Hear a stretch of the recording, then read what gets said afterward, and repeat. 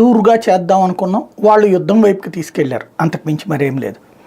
బేసిక్గా భారతదేశం ఎప్పుడూ కూడా ప్రొవకేటివ్ కంట్రీ కాదు, అట్లాగే ఎక్స్పాన్షన్ కంట్రీ కాదు.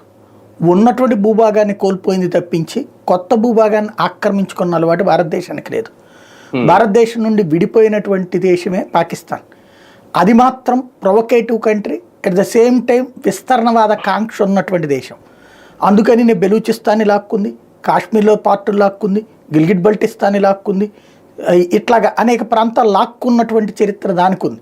కానీ ఉన్నది కోల్పోయిన చరిత్ర భారతదేశానికి ఉంది. చైనాకు కొంత భూభాగం కోల్పోయాం, పాకిస్తాన్కి కొంత భూభాగం కోల్పోయాం. అట్లాంటి సిచ్యుయేషన్ మనకుంది. కలుస్తానని వచ్చినటువంటి నేపాల్ని, టిబెట్ని, భూటాన్ని మనం వద్దన్నాం. అది భారతదేశానికి ఉన్నటువంటి అలవాటు. అంటే విస్తరణవాద కాంక్ష తక్కువ, బాధ్యతాయుతమైనటువంటి ప్రజాస్వామ్య విధానాన్ని భారత్ అనుసరిస్తుంది. సరే పార్టీలు ఏమున్నా, విధానాలు వేరున్నా సరే ఓ సిస్టమ్ నడుస్తూ వచ్చింది.